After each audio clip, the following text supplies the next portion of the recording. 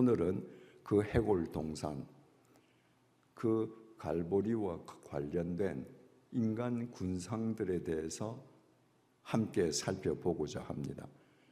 그 갈보리와 관련된 인간 군상들을 살펴봄으로써 우리 각자, 우리 자신은 어떤 인간인가 한번 점검해 보기 위함입니다.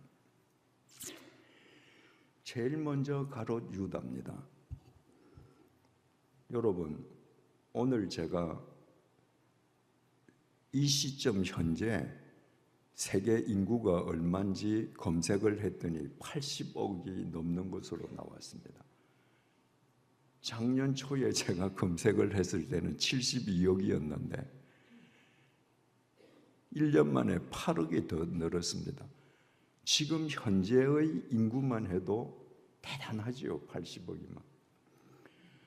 그런데 하나님께서 창세기 1장 2절에서 천지를 창조하시고 사람을 창조하신 이래 이 땅에서 태어나고 이 땅을 거쳐간 사람들을 다 합치면 얼마나 되겠습니까? 엄청난 숫자가 되지 않겠습니까?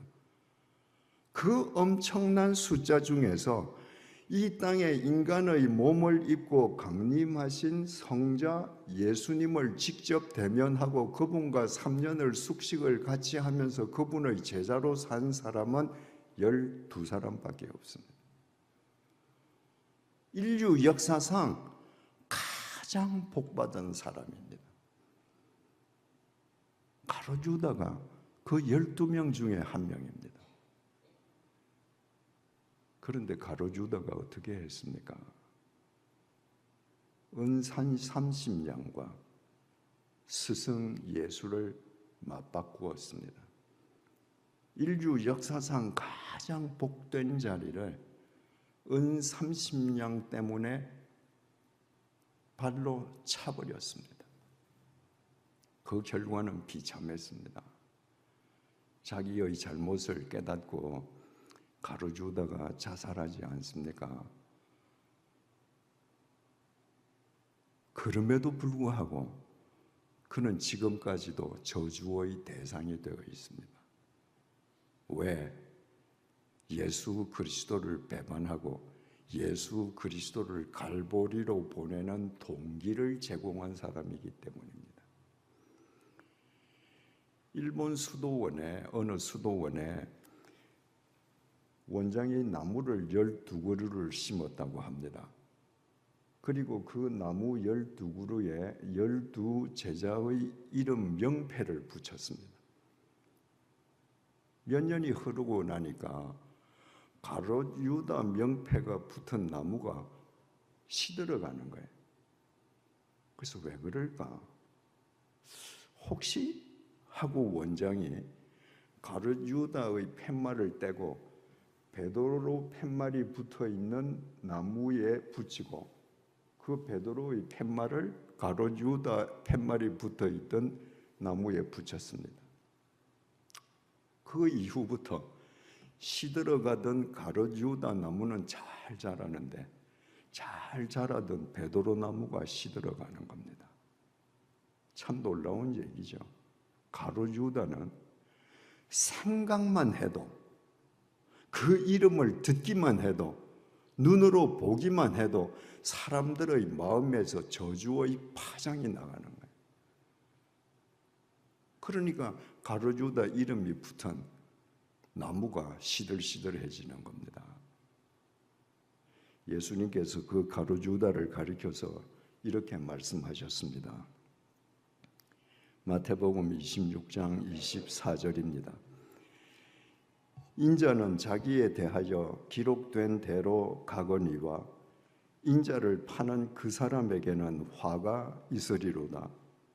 그 사람은 차라리 태어나지 아니하였더라면 제게 좋을 뻔하였느니라.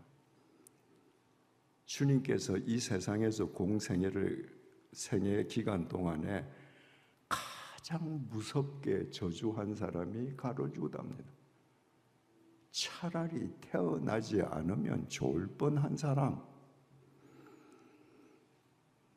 여러분이 몸은 지금 예배당 안에 있지만 여러분 마음이 이 세상의 재물로 우상을 삼고 있다면 여러분은 가룟유다와 다를 바가 없습니다.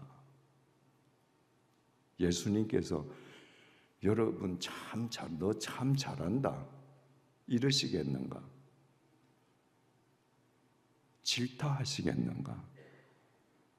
깊이 생각해 볼 필요가 있겠습니다. 그 다음으로 대제사장들 무리입니다. 가룟유다의 배신을 이용해서 예수님을 붙잡아 와서 대제사장 집들에서 재판을 벌입니다. 그 제사장 무리는 예수님에게 신성 모독죄를 걸어서 사형을 결정합니다. 그 대제사장 무리들에게 있어서는 이 예수라는 사람이 진짜 메시아냐 아니냐 이건 하나도 중요하지 않습니다. 저 나사렛 예수라는 인간으로 인해서 대제사장 집단 우리가 누리고 있는 종교 사회적인 기득권이 지금 흔들리고 있는 게 문제예요.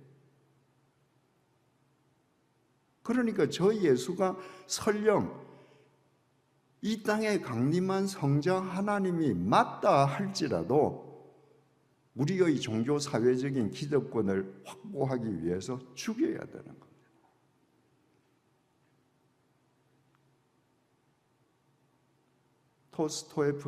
도스토옙스키가 쓴 카라마조프의 형제에 기가 막힌 얘기가 나옵니다. 주님께서 고통받는 러시아 국민들을 위해서 재림하시기로 결심하시고 러시아 교회 지도자들에게 통보하셨습니다. 내가 이제 다시 재림한다고. 러시아 교회 지도자들이 모여서 회의를 했습니다. 그리고 그 대표자가 예수님을 찾아가서 이렇게 말합니다. 예수님, 이렇게 빨리 오시면 어떡합니까? 좀 더 있다 오셔야죠. 예수님이 빨리 오시면 그들은 좋은 것이 아니라 예수님이 오시는 즉각 자기들이 지금 누리고 있는 종교 사회적인 기득권이 날아갈 게 두려웠던 겁니다. 도스토옙스키는 자기 당시에 타락한 러시아 정교회 사제들을 소설 속에서 그렇게 공박했습니다. 그러나 뭐니 해도 타락한 제사장의 원조는 예수님을 죽음에 몰아넣었던 대제사장들입니다. 유럽의 문학에서 타락한 대제사장의 원형으로 그들이 얼마나 자주 언급되었는지 모릅니다. 여러분, 내 신앙 연륜이 아무리 길고 내가 교회에서 아무리 중요한 직분을 갖고 있다 할지라도 내 기득권을 지키기 위해서 진리의 한 부분을 내가 지금 부정하고 있다면 내가 타락한 대제사장입니다.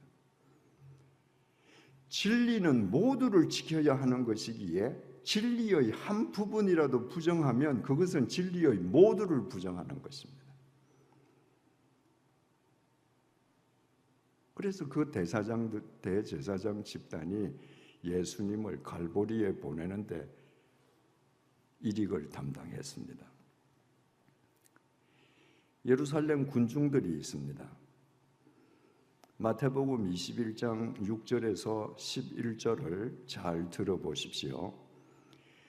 제자들이 가서 예수께서 명하신 대로 하여 나귀와 나귀 새끼를 끌고 와서 자기들의 겉옷을 그 위에 얹음에 예수께서 그 위에 타시니 무리의 대다수는 그들의 겉옷을 길에 펴고 다른 이들은 나뭇가지를 베어 길에 펴고 앞에서 가고 뒤에서 따르는 무리가 소리 높여 이르되 호산나 다윗의 자손이여 찬송하리로다 주의 이름으로 오시는 이여 가장 높은 곳에서 호산나 하더라.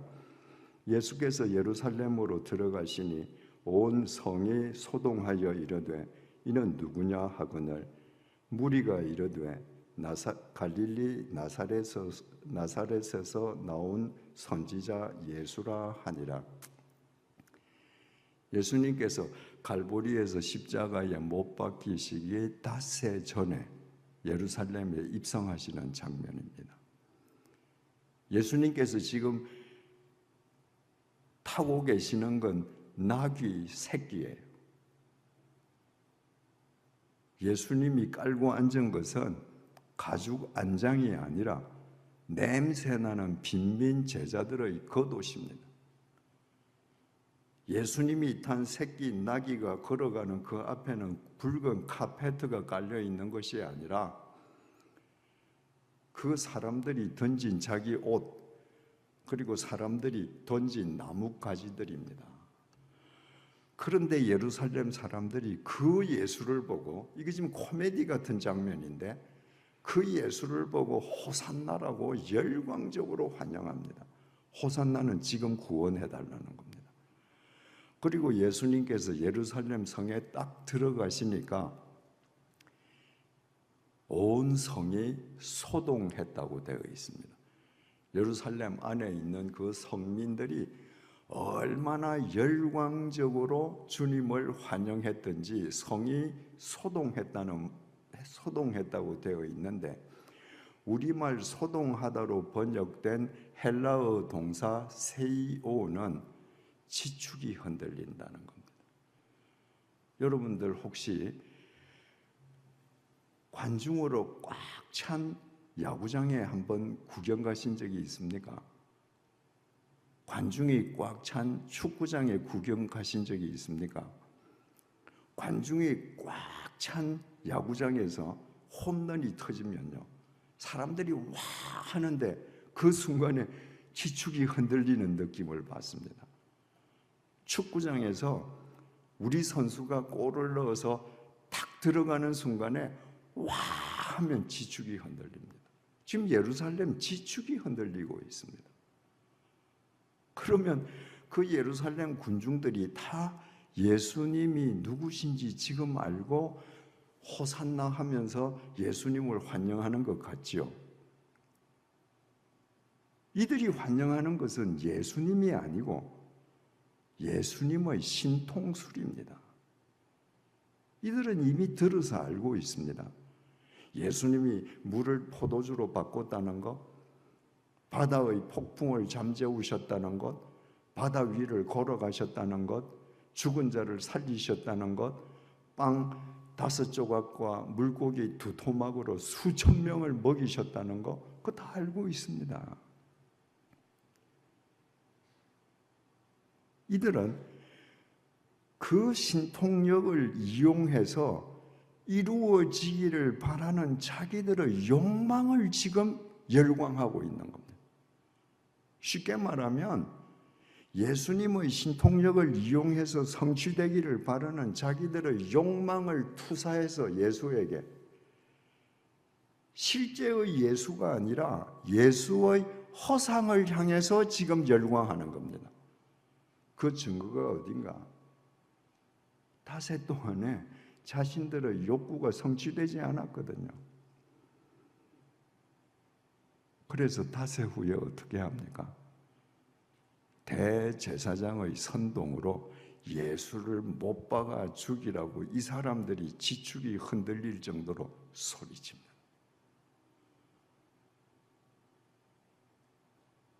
자기 욕망에 사로잡혀 있으니까 대제사장 무리가 거짓모함으로 선동하는데 간단하게 선동당하는 무지를 범했습니다. 여러분은 지금 예수를 믿습니까? 아니면 여러분의 욕망을 투사시킨 예수의 허상을 믿습니까? 여러분이 예수를 믿는다면 어떤 상황을 당할지라도 예수님만 신뢰할 것입니다.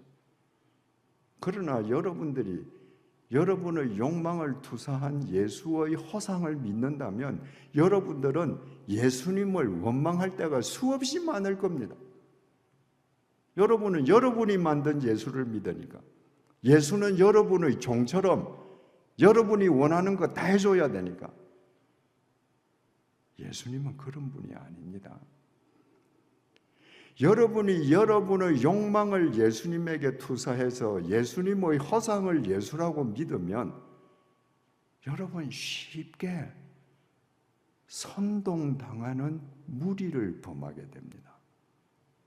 욕망에 사로잡혀 있으면요, 사리 분별력이 없습니다. 이 세상에는 언제든지 선동하는 악행을 범하는 사람들이 있습니다. 교회들 중에도 있습니다. 목사들 중에도 있습니다. 선동은 진실로 하는 게 아닙니다. 선동은 거짓으로 하는 겁니다. 왜 선동하는가? 쉽게 선동당하는 무리가 도처에 있기 때문입니다. 누가 쉽게 선동당하는가? 예수를 보지 않고 예수에게 자기 욕망을 투사해서 예수의 허상을 보는 사람들, 그 사람들은 자기 욕망에 사로잡힌 사람들이거든요. 그런 사람들이 선동당하는 무지를 범합니다.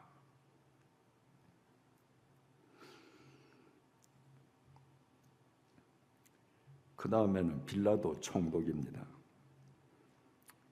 대제사장 무리가 그들의 종교법에 의해서 예수님에게 사형을 결정했지만 식민지 백성인 대제사장 무리에게는 사형 집행권이 없었습니다.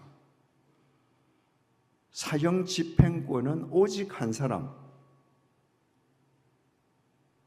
로마 제국이 파견한 빌라도 총독, 그만 가지고 있었습니다.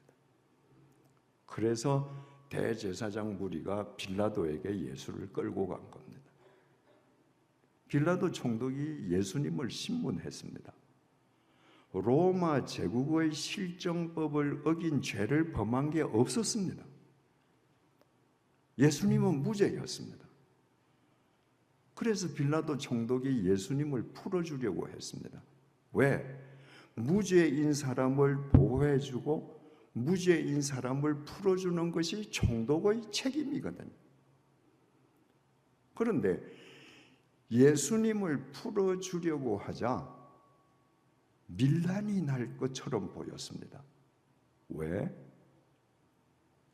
대제사장 무리에게 선동당한 예루살렘 군중들, 닷새 전에 예루살렘을 향해서 호산나라고 그렇게 열광하던 사람들, 그 사람이 못 박아 죽이라고 소리 지르거든요. 마태복음 27장 24절입니다.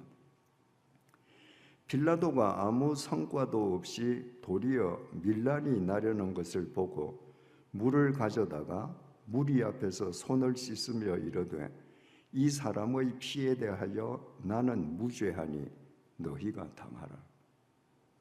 빌라도는 분명히 예수의 무죄를 알았습니다. 풀어주려고 했습니다. 그러나 대제사장 집단들에게 선동을 당한 예루살렘 군중들이 밀란을 일으키려는 것을 보고 마음을 바꿨습니다. 그리고 물이 들어있는 대야를 가져오게 했습니다. 그리고 손을 씻으면서 자, 너희들 원하는 대로 사형시켜. 그러나 이 사람 피에 대해서 나는 죄가 없어. 손 씻었어. 너희들이 다 당해. 그래서 빌라도 총독이 손 씻어서 죄가 없습니까? 그는 자유해졌습니까? 그렇지 않습니다. 갈보리에서 예수님에게 양손과 양발에 못을 대고 망치를 두드린 사람은 로마 제국의 군인들입니다. 예수님을 그 현장에서 직접적으로 죽인 사람들은 로마 제국 군인들입니다. 그런데 우리는 어떻게 사도신경을 통해서 빌라도 총독을 고발합니까? 사도신경입니다. 본디오 빌라도에게 고난을 받으사 십자가에 못 박혀 죽으시고 예수를 죽일 것인가, 사형 언도를 내릴 것인가 말 것인가, 그 유일한 책임자는 빌라도 총독이었습니다. 그는 그 책임을 유기했습니다. 사람들이 무서워서 그 책임을 다하지 않았습니다. 그래서 기독교인들은 전 세계에서 프랑스든 영국이든 저 아프리카든 사도신경을 통해서 빌라도를 고발하고 있습니다. 얼마나 무서운 저주입니까? 여러분, 기독교인들의 사도신경에 대한 빌라도 총독에 대한 고발은 인류의 역사가 종말을 맞을 때까지, 다시 말해서 주님께서 재림하실 때까지 계속될 것입니다. 아마 가보신 분이 계실지도 모르겠습니다만은 스위스의 루체른이라는 도시가 있습니다. 그 루체른에 그림같이 아름다운 호수가 있는데요. 그 호수 옆에 또 산이 하나 있습니다. 그래서 한국 여행사들이 한국 관광객들을 주로 그 산으로 많이 데리고 갑니다. 그 산 위에서 밑으로 루체른 호수를 내려다보면 정말 기가 막히죠. 그 산 이름이 필라투스입니다. 필라투스는 빌라도의 라틴어 이름입니다. 왜 그 산이 빌라도가 되었는가? 빌라도가 예수에게 사형을 선고하고 지는 죄 없다 했는데 하나님께서 용서하지 않으셔서, 이거는 유럽 사람들이 이야기하는 전설입니다. 하나님께서 용서하지 않으셔서 빌라도가 죽은 뒤에 그 영이 구원받지 못하고 이리저리 떠돌아다니다가 어느 날 루체른 그 산에 탁 부딪혀서 떨어졌다. 그래서 그 산 이름이 필라투스, 빌라도가 되었습니다.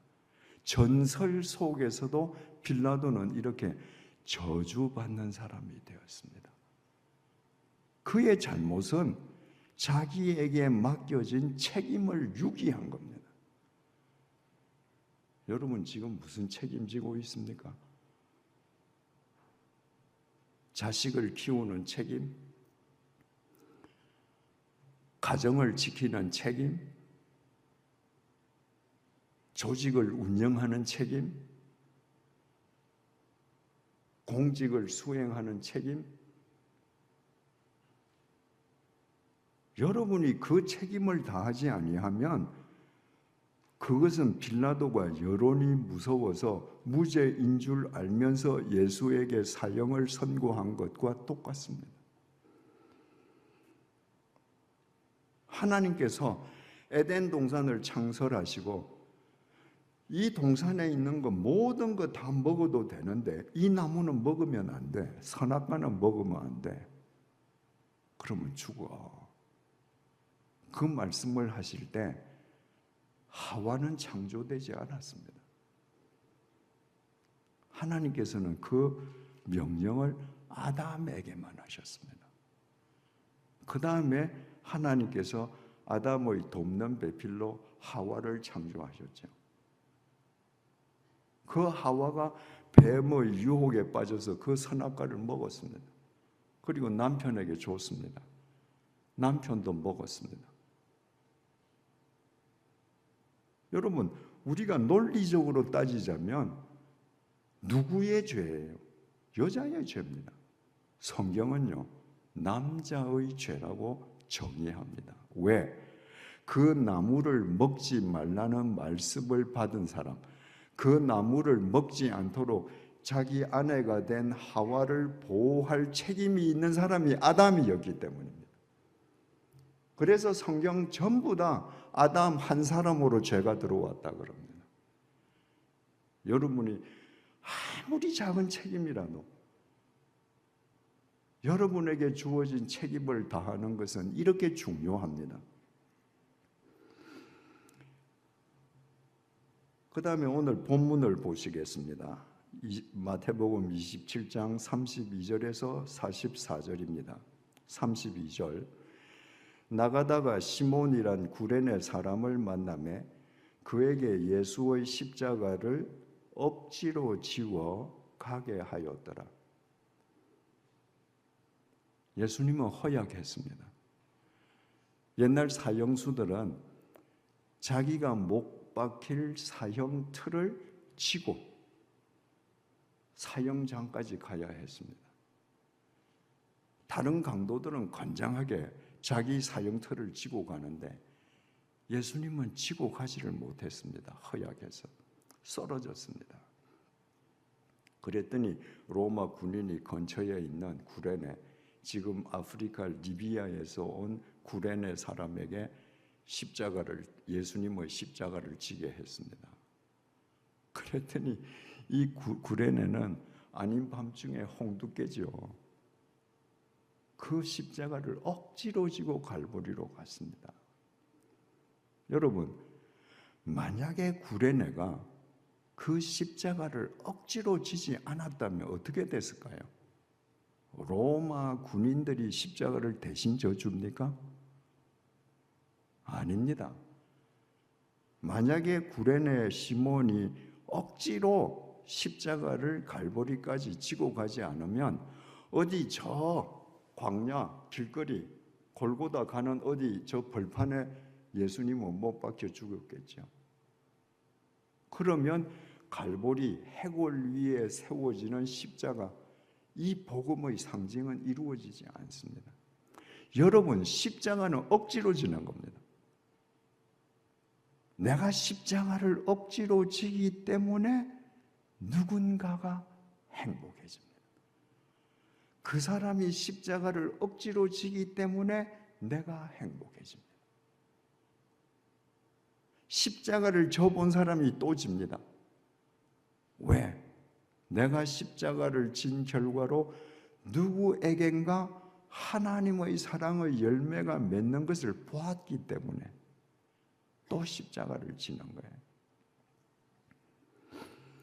33절에서 34절입니다. 골고다, 즉 해골의 곳이라는 곳에 이르러 쓸개탄 포도주를 예수께 주어 마시게 하려 하였더니 예수께서 맛보시고 마시고자 하지 아니하시더라. 어제 우리 살펴봤지요.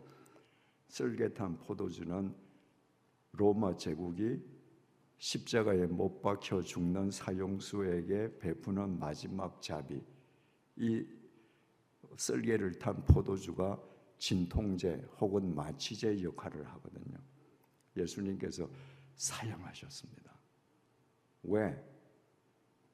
죄의 싹은 사망이기에 그 인간들을 위해서 주님께서 그 인간의 죄값을 대신 치르시기 위해서 십자가의 제물로 돌아가시니까 십자가의 그 고난의 고통을 100% 받으셔야 우리에게 100% 구원이 임하는 것이지, 주님께서 그 구원을 한 80%만 받으신다, 경감시킨다, 구원이 완전해질 수 없는 겁니다. 35절에서 36절, 그들이 예수를 십자가에 못 박은 후에 그 옷을 제비 뽑아 나누고 거기 앉아 지키더라. 어제 말씀드렸죠. 사형수의 옷은 복을 가져다 준다는 속설이 있었습니다. 그래서 사형수 십자가에 그 못 박혀 죽는 그 사형수를 못 박으면 거기에 동원된 그 군인들이 어떤 옷을 가져갈 것인지 항상 서로 신경이를 벌리는 겁니다. 그래서 이 사람들은 지금 제비를 뽑습니다. 누가 먼저 뭘 가져갈는지. 그리고 거기 앉아 지키더라. 이 사람들은 옷 제비 뽑고 예수님을 못도 박습니다. 근데 누군지 모르고 못 박아요. 그리고 거기에 앉아 지킵니다. 거기 앉아 지키는 일이 얼마나 무의미하고 쓸데없는 짓인지 이 사람들은 모릅니다. 여러분들은 매일매일을 살면서 그게 무슨 의미인지, 여러분이 하시는 일이 정말 의미 있고 쓸데있는 일인지 생각하시면서 삽니까? 이 군인들은 이렇게 제비를 뽑아 나누고 아무것도 모르고 그냥 우두커니 그냥 지키고 앉아 있는데, 마가복음 15장 39절은 이렇게 증언합니다. 예수를 향하여 섰던 백부장이 그렇게 운명하심을 보고 가로되 이 사람은 진실로 하나님의 아들이었도다 하도다. 그 예수님을 못 박아 죽이는 군인들을 통솔하는 백부장은 예수님을 보고 이분이 진짜 하나님의 아들이시다. 여러분, 사형을 집행하는 백부장이 얼마나 많은 사람을 사형 집행시켰겠습니까? 얼마나 많은 사람이 사형을 당해 죽는 마지막 순간까지 다 받겠습니까? 그런데 예수님은 십자가에 당신을 못 박는 로마 군인들을 보고 하나님을 향해서 아버지 저들의 죄를 용서 좀 해주십시오. 저 사람들은 자기 하는 짓을 모릅니다. 백부장은 그런 소리 처음 들었습니다. 그리고 그분이 담담하게 십자가에 못 박혀서 피를 흘리시고 돌아가시는 그 모습을 보고 이건 신의 아들이 아니면 할 수 없는 일이에요. 여러분 보세요. 똑같은 현장입니다. 똑같은 로마군 소대에 속한 사람들이에요. 다른 군인들은 예수 못 받고 그 옷 어떤 옷 가질까 지금 제비 뽑고 그리고 아무 의미도 없이 우두커니 지키고 있는데, 그 중에서 백부장은 이분은 하나님의 아들이시다 고백합니다. 똑같은 현장에 있는데 이렇게 갈렸습니다. 37절 그 머리 위에 이는 유대인의 왕 예수라 쓴 죄패를 붙였더라. 십자가에 못 박혀 죽는 죄수들은 그 빌라도 법정에서 이제 딱 형이 선고가 되면 거기서부터 십자가를 메고 사형장까지 갈 때까지 목에다 죄패를 걸고 가야 합니다. 예를 들면 성폭행범일 경우에 목에 죄패를 성폭행 3범 이러고 거는 겁니다. 그렇게 철저하게 수치를 주는 겁니다. 예수님의 목에 걸린 죄패는 유대인의 왕이었습니다. 대제사장 집단이 이 세계에 왕은 로마 황제 한 분밖에 없는데 저자가 왕을 참칭한다. 그리고 고발했거든요. 그게 죄명이 유대인의 왕이에요. 그래서 예수님도 목에 그 죄패를 걸고 갈보리로 갔습니다. 십자가에 못 박히고 나면 그 죄패를 십자가 위에 올려요. 여러분, 다른 죄수들은 말입니다. 그 성폭행범 죄패를 목에 걸고 사형장까지 가는 것도 수치스러운데 못이 박히고 나서 그 머리 위에 십자가 위에 그 죄패가 딱 붙어 있으면 숨이 끊어지는 순간까지 얼마나 모독적이겠습니까? 그런데 그 모독을 받으라고 예수님에게 유대왕 죄패를 목에 걸어드리고 십자가에 못 박고 나서는 십자가 위에 붙였는데, 그 십자가에서 죽임 당하신 예수님께서 죽음을 깨뜨리고 부활하심으로 유대인의 왕을 넘어 만왕의 왕이 되셨습니다. 그래서 누구든지 예수의 길을 쫓는 사람에게는 세상의 모독이 되지 않는다는 것을 주님께서 친히 보여주신 거예요. 여러분이 진실로 예수의 길을 걷다가 모독을 받으면 걱정하지 마세요. 그건 모독이 안 됩니다. 어느 날 주님께서 그것을 사람들 앞에서 영광으로 바꿔주실 겁니다. 38절입니다.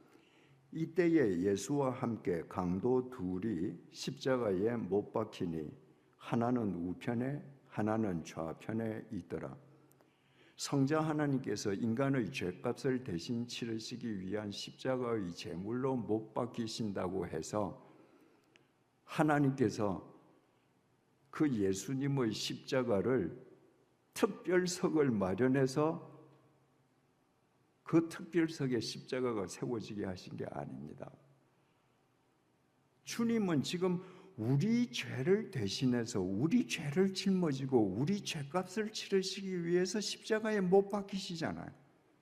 그래서 좌우에 흉측한 강도하고 같이 못 박히셨습니다. 죄가 없으신 분이 우리의 죄를 담당하시기 위해서 진짜 죄인처럼 죄인들과 함께 못 박히신 거예요. 39절에서 40절입니다. 지나가는 자들은 머리를 흔들며 예수를 모욕하여 이르되 성전을 헐고 사흘에 짓는 자여, 내가 만일 하나님의 아들이거든 자기를 구원하고 십자가에서 내려오라 하며. 지나가는 사람들, 예루살렘 군중들이죠. 지나가는 사람들은 예수를 보고 머리를 흔들며 모욕했습니다. 여러분, 사람이 머리를 흔들고 모욕하는 것은 모욕의 극치입니다. 우리도 그러잖아요. 이야기하다가 그 인간도 아니야. 그 인간, 그 짐승이야. 상대하지 마. 이럴 때 머리를 흔듭니다. 예루살렘 군중, 그들이 누구예요? 다 세전에 그렇게 열광했던 사람들 아닙니까? 그런데 선동을 받아서 예루살렘 못 박아 죽이라고 소리 지르는 것도 모자라서 이제 그 앞에서 머리를 흔들면서 모욕합니다. 예수님께서 자기 성전된 육체를 가리켜서 너희가 이 성전을 헐면 내가 사흘 만에 다시 세우리라.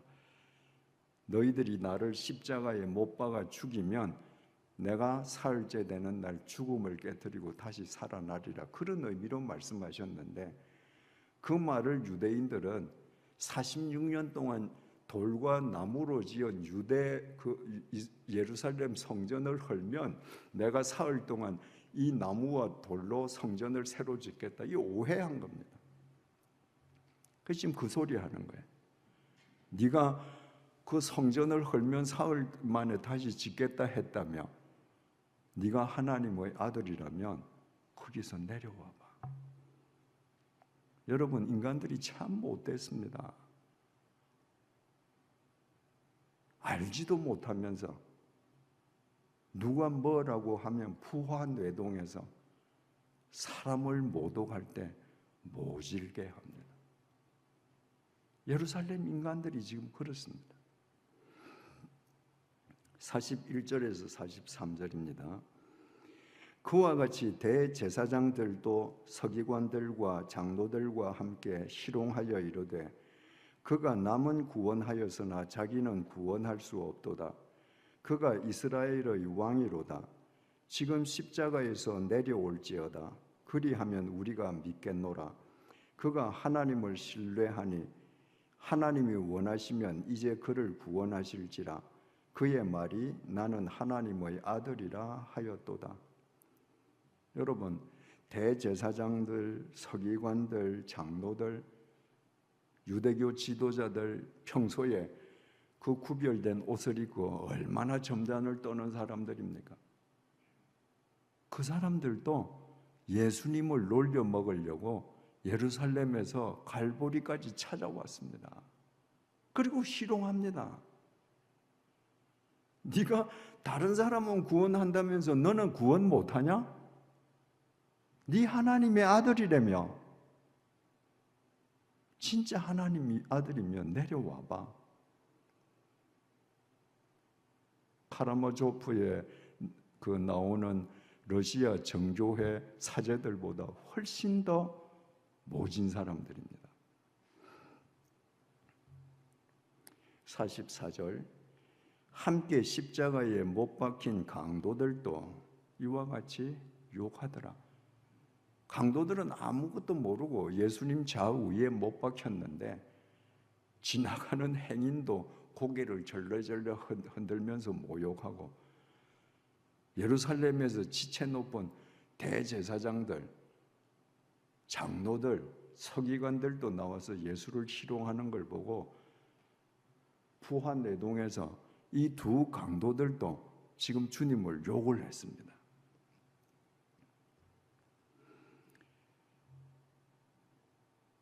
시간이 흐르면서 우측 강도에게 변화가 일어났습니다. 누가복음 23장 42절에서 43절입니다. 이르되 예수여 당신의 나라에 임하실 때에 나를 기억하소서 하니 예수께서 이르시되 내가 진실로 네게 이르노니 오늘 네가 나와 함께 나군에 있으리라 하시니라. 마태복음 27장 44절에는 분명히 양쪽 강도들이 함께 예수님을 욕했다고 되어 있잖아요. 그건 못 박힌 직후 처음에는 욕을 했습니다. 그런데 시간이 경과한 다음에 우측 강도의 심경의 변화가 일어났습니다. 여러분, 아까 예수님께서 자기의 형털 십자가를 메고 가시는데 허약해서 그 십자가를 다 메고 가지 못해서 쓰러지셨다고 그랬잖아요. 보통 2000년 전에 죄수가 사형틀에 못이 박히면 그 횡격막이 그 목을 조아서 이렇게 몸이 처지면서 죽을 때까지 평균 사흘이 걸렸다고 그럽니다. 근데 예수님은 6시간 만에 돌아가셨잖아요. 근데 그 십자가에 못 박히는 사형수에게 로마 제국이 마지막으로 베푸는 자비는 모략탄 포도주를 주는 것이고 진통제, 마취제를 주는 것이고, 십자가에 못 박힌 사형수에게 로마 제국이 주는 특권은 숨이 끊어지기 전까지 로마 황제를 제외하고는 누구든지 욕을 해도 허락해 줬습니다. 그러니까 사흘 동안, 근 72시간 동안 지금 못이 박혀서 악에 박힌 이 사형수들이 온갖 욕설을 다 내뱉는 겁니다. 그러니까 사형수들이 십자가에 못 박히는 날이면 예루살렘 사람들은 그 사형수들이 욕하는 재미로 나가서 구경하는 거예요. 뭐 어떤 사형수는 우리 옆집에 있는 김씨 있지, 그거 겉으로는 번지르르하게 보이지, 근데 그 사람은 아주 나쁜 사람이야. 그 사람 옛날에 누구 집 돈 얼마 훔쳤어. 뭐 진실이든 아니든 온갖 소리를 다 하는 겁니다. 그러니까 이 두 강도도 분명히 그렇게 욕을 하고 있을 터인데 예수님은 한마디도 욕을 하지 않으십니다. 누구도 저주하지 않으십니다. 그리고 저들을 용서해달라는 소리를 백부장보다 더 가까이서 들었습니다. 아, 이분은 나와 다른 분이다. 그래서 자기의 영혼을 그에게 의탁했습니다. 똑같은 강도인데, 똑같은 현장에서 못 박혀서 지금 똑같이 죽어가는데 그들도 이렇게 갈렸습니다. 제자들입니다. 제자들은 전날 밤에 예수님과 최후의 만찬을 끝내고 겟세마네 동산에서 기도하러 갈 때까지만 해도 이 세상 사람들이 모두 다 버린다 할지라도 우리는 주님을 절대 버리지 않는다고 호언장담했던 사람들입니다. 근데 베드로는 대제사장 집 뜰에서 예수님을 처음에는 부인하고 예수님을 부인해도 상대가 안 믿으니까 두 번째 맹세하고 부인하고. 유대인이 뭐로 맹세합니까? 하나님의 이름으로 맹세하는 거예요. 하나님의 이름으로 나 저 사람 몰라 맹세해.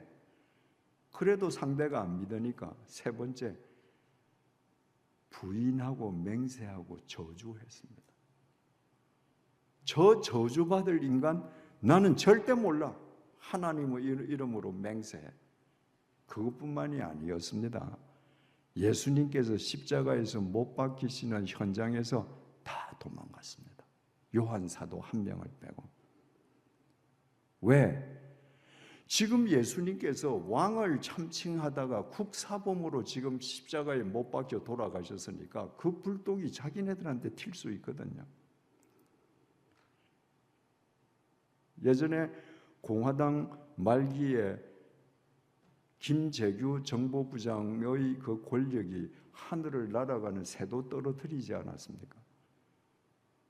대한민국에서 사업을 한다는 사람 치고 공직자 중에 출세하겠다는 사람 치고 김재규 정보부장에게 줄을 대고 싶어서 안달 안 난 사람이 있습니까? 근데 그분이 박정희 대통령 시해범으로 밝혀졌습니다. 그와 친하게 지나던 사람들도 모두 연을 끊었습니다. 난 모른다 그랬습니다. 왜? 대통령을 죽인 사람하고 내가 친한 게 소문나면 내게 무슨 불이익이 있을 줄 모르거든요.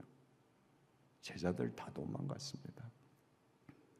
그런데 십자가에 못 박히신 주님께서 요한이 한 명 남은 걸 보고 요한에게 자기 생모 마리아를 부탁합니다. 그랬더니 요한이 마리아가 죽을 때까지 그 마리아를 자기 집에 모셨습니다. 그 절체절명의 순간에 예수님께서 십자가에서 돌아가시는 그 절체절명의 순간에 자기 목숨을 부지하기 위해서 도망가는 대다수의 제자들, 그 죽어가는 예수의 명령에 순종해서 예수의 어머니를 거둬들이는 요한, 그들도 갈렸습니다.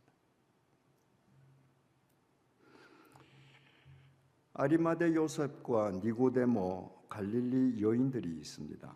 마침내 십자가의 예수님께서 운명하셨습니다.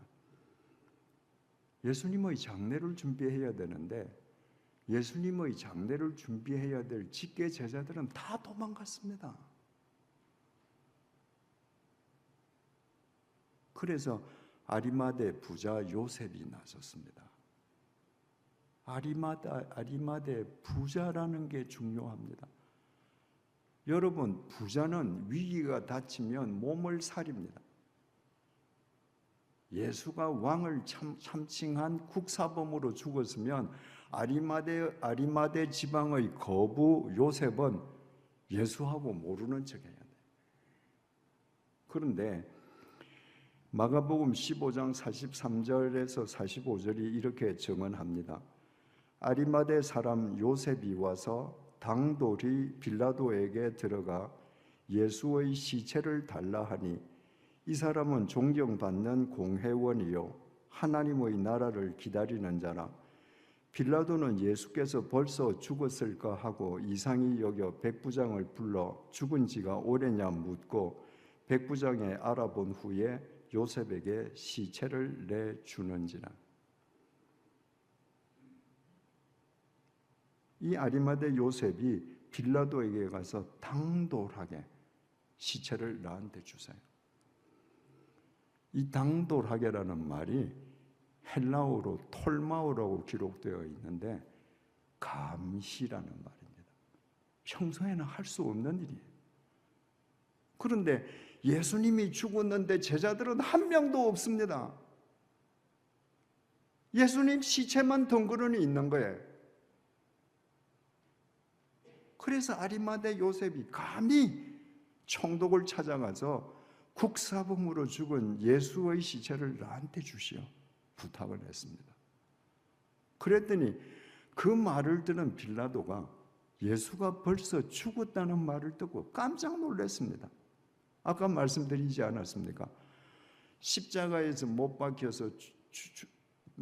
사형수들이 평균 사흘이 지나서 죽는데 6시간밖에 안 죽었는데 예수 죽었으니까 시체를 달라니까 믿을 수가 없었던 거예요. 그래서 자기 부하에게 야, 예수 진짜 죽었는지 확인해. 진짜 죽었습니다. 그랬더니 시체를 내줬습니다.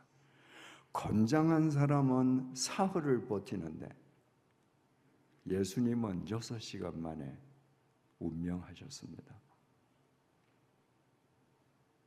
베들레헴 짐승 구유에서 태어나시고 나사렛 달동네에서 사시고 갈릴리 빈민들과 사신 예수님이 뭘 제대로 드셨겠습니까? 우리를 위해서 대신 십자가에서 돌아가신 주님께서 그런 허약한 몸을 가지고 십자가의 제물이 되셨다는 사실은 생각만 해도 마음이 짠합니다. 그래서 예수님의 시신을 인계받은 아리마대 요셉이 세마포로 싸서 자기가 죽으면 사용하려고 만들어 두었던 새 동굴 무덤에 예수님을 안치했습니다. 니고데모도 있습니다. 아까 그 아리마대 요셉이 그 예수님의 시체를 빌라도에게 주세요 하는 것이 톨마오 감히 그렇게 부탁했다 그러지 않았습니까? 영어 NIV가 이렇게 번역을 했습니다. Gathered up courage. 용기를 끌어모아서. 그게 아리마대 요셉도 두려운 거죠. 내가 빌라도에게 예수 시체를 달라 했다 화를 입지 않을까? 그런데 온 용기를 끌어모아서 시체를 주시오. 니고데모는 산헤드린 의원인데 유대교의 지체 높은 사람이 그 나사렛 빈민 청년을 찾아간다고 하면 자기에게 화가 있을까 두려워서 아무도 안 보는 밤에 예수님을 찾아갔던 사람입니다. 그런데 예수님이 돌아가시고 나니까 사람들의 눈을 의식하지 않고 보란 듯이 값비싼 향품을 사와서 예수님 몸에 발라드렸습니다. 누가복음 23장 55절에서 56절 상반절입니다. 갈릴리에서 예수와 함께 온 여자들이 뒤를 쫓아 그 무덤과 그의 시체를 보고 돌아가 향품과 향유를 예비하더라. 갈릴리에서부터 예수님을 쫓아온 여인들이 있었습니다. 이 여인들이 주님 십자가에 못 박히시는 거 멀리서 보고 아리마대 요셉이 예수님의 시신을 인계받아서 세마포 싸서 동굴 속에 안치하는 거, 니고데모가 향품을 넣는 거 다 봤습니다. 예수님의 동굴 무덤이 어딘지 다 아는 거예요. 이스라엘 사람들은 우리처럼 청토장 땅 속에 매장을 하지 않고 바위에 동굴을 파서 시신을 안치했기 때문에 누구든지 바위 동굴 문만 열면 누구든지 들어갈 수 있었습니다. 그래서 이 여인들도 향품과 향유를 예비했다. 이제 예수님 시신 확인했고 무덤 확인했잖아요. 유대 장례 관습은 죽은 시신에게도 며칠 동안 향유와 향품을 발라주거든요. 그래서 이 여인들이 향품과 향유를 그 시신에게 발라드리기 위해서 준비해뒀다. 이들이 안식 후 첫날 새벽에 찾아갔다가 부활의 첫 증인이 되는 겁니다. 여러분, 예수님께서 십자가 위에서 인간의 죄값을 대신 치르시기 위해서 돌아가실 때 그 속에는 제자들도 포함되어 있었습니다.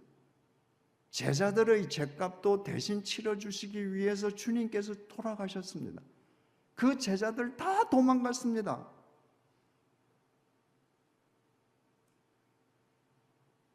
그리고 다른 사람들이 주님의 장례식을 치르고 다른 사람들이 주님의 그 동굴속 무덤에 안치된 주님의 시신에 발라줄 향품과 향유를 발랐습니다. 예수님의 입장에서 보자면 참 씁쓸한 장례식입니다. 우리는 지금 성경이 증언하는 갈보리와 관계된 인간 군상들, 갈보리 위의 인간 군상들을 살펴봤습니다. 지금까지 등장한 이 모든 인간들, 이 모든 그 사건들은 이 세상의 축소판입니다. 주님의 제자면서도 은 30냥 때문에 예수를 팔아먹은 가룟유다, 자신들의 종교사회적 기득권을 지키기 위해서 성자 하나님이냐 아니냐 아무 상관없이 예수를 죽이려고 했던 대제사장 무리들, 사리 분별 없이 자기 욕망에 빠져서 예수에게 열광했다가 자기네들의 욕망이 성취되지 않자 예수를 십자가에 못 박아 죽이라고 했던 예루살렘 군중들, 예수를 십자가에 못 박고 그 옷을 누가 가질까 제비를 뽑고 아무 의미도 없이 그 앞을 우두커니 지니고 있는 로마 군인들, 예수님을 보면서 고개를 절레절레 흔들면서 모욕하는 예루살렘 행인들, 그 지체놓고 평소에 점잔을 떨던 사람이 자신들이 그렇게 정오하던 예수가 못 박히니 어떻게 죽어가는가 보려고 갈보리까지 찾아와서 예수님을 희롱했던 대제사장들과 서기관들과 장로들, 그들 가운데, 그 인간 군상들 가운데 예수를 향해서 저분이 하나님의 아들이시라고 고백하는 백부장, 당신의 나라에 나도 들어가게 해달라고 자기 영혼을 의탁하는 우측 강도, 예수님의 어머니를 끝까지 책임지는 요한 사도, 국사범으로 죽은 예수의 시체를 감히 빌라도에게 달라고 해서 장사 치르는 아리마대 요셉, 그 예수에게 향품을 발라주는 니고데모 의원, 멀리서 그 모든 것을 지켜보는 갈릴리 여인들, 이처럼 그날 갈릴리 위에서는 선동과 모함, 조롱과 출행랑, 배신과 순종이 남마처럼 뒤엉켰습니다.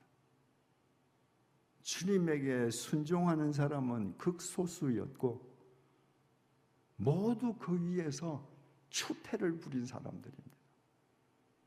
그런데 여러분, 이 사람들은 2000년 전에 그 현장에서 그 시점에서 지금 이런 짓들을 하고 있는데 우리는 지금 2000년이 지난 시점에서 그거 보고 있잖아요. 왜 이 사람들이 이렇게 예수를 괴롭히고 모독하고 몹쓸짓을 했겠습니까?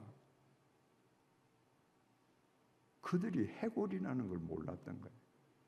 2000년이 지난 오늘날 우리가 이 갈보리를 보면 해골, 갈보리 위에서 대제사장 해골, 장로 해골, 서기관 해골, 군인 해골, 예루살렘 군중 해골, 그들이 그런 추태를 벌린 거예요. 왜? 그들 지금 다 해골 아닙니까?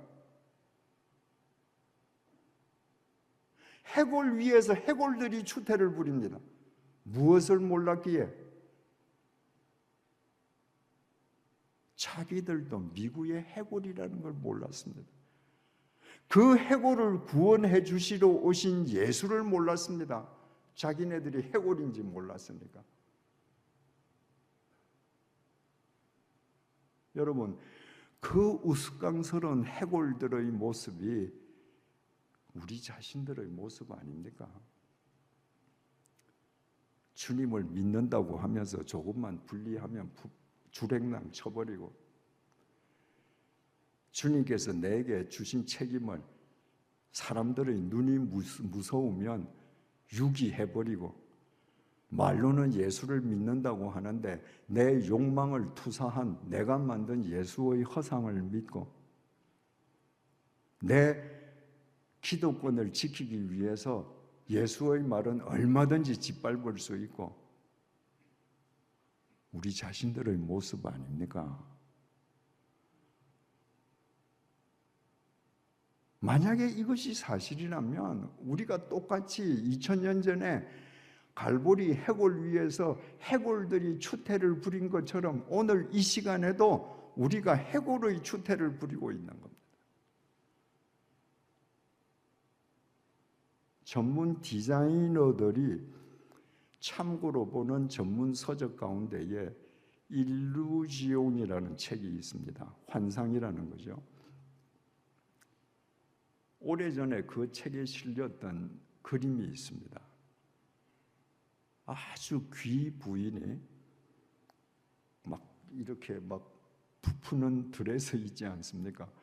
부푸는 드레스 입고 뭐 온갖 보석을 다 치장하고 머리를 이렇게 산처럼 올리고, 그리고 경대 앞에 앉아서 경대를 들여다보면서 화장을 고치는 그림이에요. 그런데 그 경대 거울 속에는 해골이 들어 있습니다. 참 의미심장한 메시지죠. 그 부인이 아무리 그렇게 가꾸어도 미래의 해골을 가꾸는 거라는 메시지를 그 디자이너가 그렇게 해준 거예요. 여러분, 우리가 갖춰 있고 우리가 가꾸고 해도 미래의 해골을 가꾸는 겁니다. 왜 우리가 해골인가? 죄의 싹은 사망이요, 우리는 죄인이기 때문입니다. 그 사실을 알아야, 내가 해골 갈보리인 것을 알아야 예수 그리스도의 십자가를 내 영혼의 정수리에 모시고 새 생명의 사람으로 살아갈 수 있습니다. 살아가는 교우 여러분, 우리 해골임을 잊지 마십시다. 우리 영혼의 정수리에 예수 그리스도의 보혈이 흐르는 그의 십자가를 모십시다. 그때 우리는 갈보리 위에서 추태를 부렸던 인간 군상들이 아니라 예수 안에서 영원한 예수의 작품으로 살아갈 수 있습니다.